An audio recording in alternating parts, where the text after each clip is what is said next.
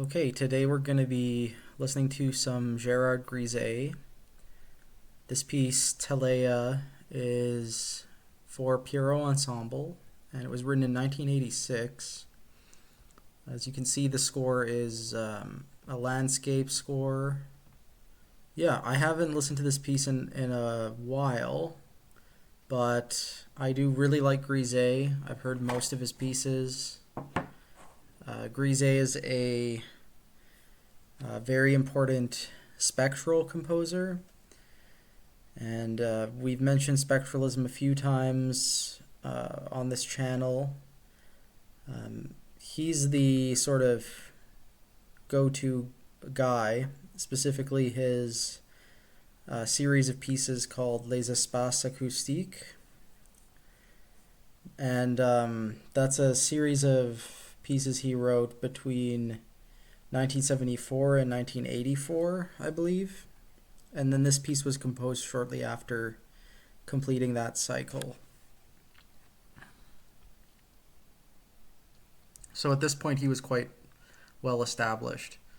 Grisey has a very small body of work. It's about 30 pieces because he died quite young, around 50 something.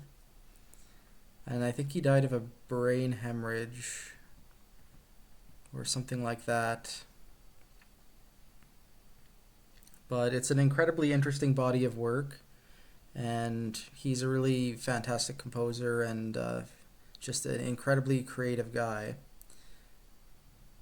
And I don't want to get too much in the weeds about what spectralism is. I'll just leave that to you to look up on your own time, because Grisey does have some very interesting program notes and performance notes to this one here.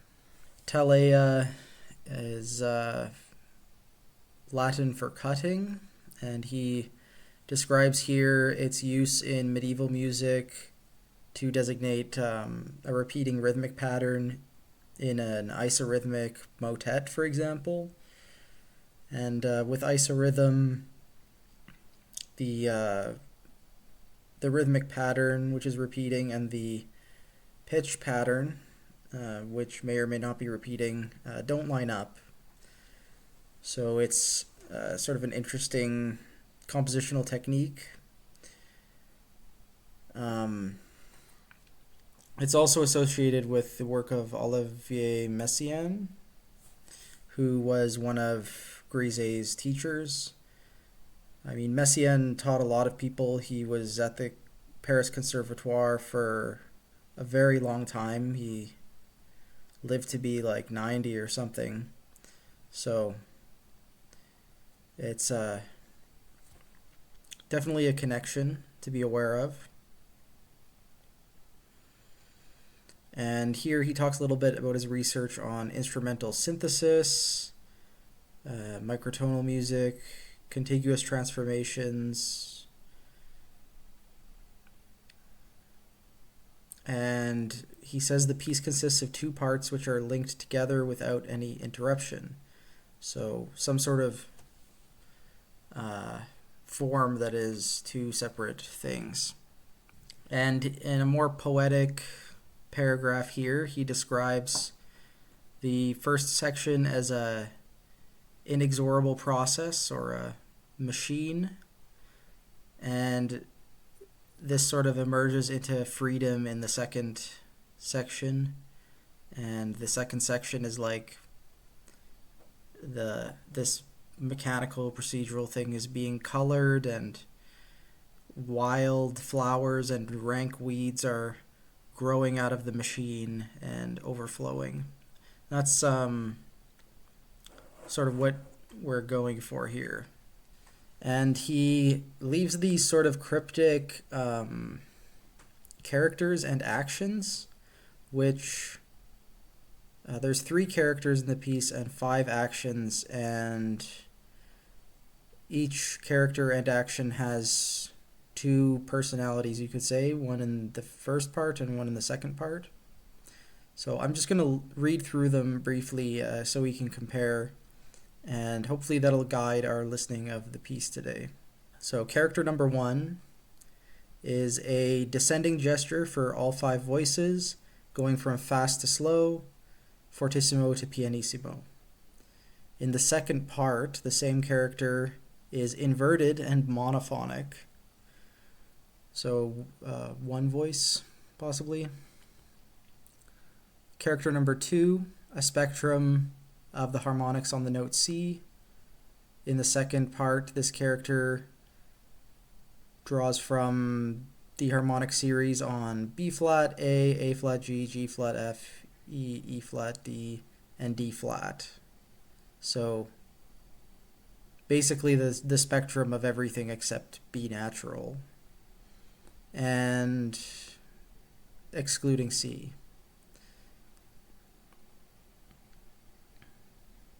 Character number 3 is 2 imaginary filters in series, and this character becomes a imaginary frequency shifter, permitting deviation of the frequencies and spectra or addition of non-harmonic frequencies. So we have sort of like harmonicity versus inharmonicity.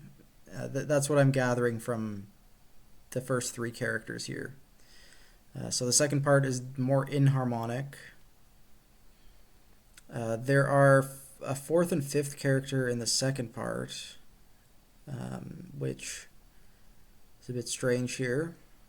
The first part has 5 actions. So action number 1, the gesture is gradually eroded to a point of periodicity. So moving from aperiodic to periodic. And action 1 in the second part, the evolution of the gesture is inverted from periodic to aperiodic.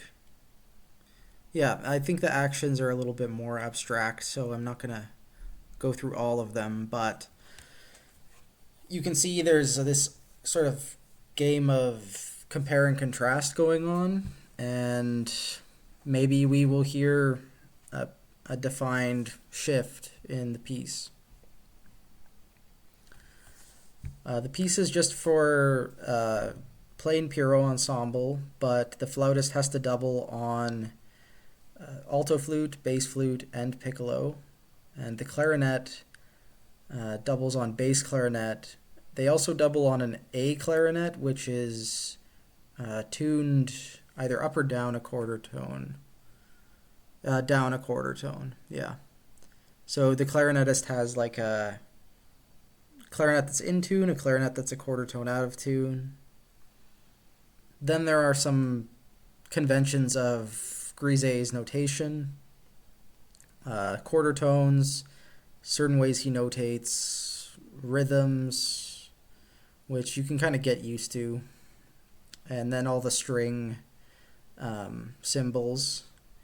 And before we get into it, this is what the first page looks like. Everybody fortissimo with this gesture, which he described as, I think, character 1 in part 1. So that's the first thing we get, and then we get a very long silence, and then we get into the piece with the cello here. I've listened to this piece maybe 2 or 3 times in the past, so I do need a refresher. I'm a lot more familiar with other pieces of his, and this is one that I don't hear people talk about so much, so hopefully I can contribute to some sort of discussion about it. Okay, yeah, really cool listen. There was a lot about this piece that reminded me of older Grisey pieces like Periode, and I think some of the these large-scale gestures, especially in the second part with the piano sort of starting the ensemble, is like very reminiscent of Partiels. But the opening was pretty interesting. The use of silences and like extreme dynamic changes, like alternating between as loud as possible to as soft as possible, and these little like almost unisons. The opening, like the first part, was very striking in that way. He's definitely playing with descending and ascending lines as if they were like waveforms of some sort of weird low frequency oscillator or something. And I think we can observe that a lot more in his other piece, Vortex Temporum, which we'll be listening to later in the series. But yeah, I quite enjoyed this, and the program note, at least the idea of splitting it into two parts, is very clear. And I had a lot of fun sort of trying to pick this apart as I was listening. If this was your first time listening to Grisey, it's a very typical piece. I hear a lot of similar gestures and ideas from his earlier works in this piece.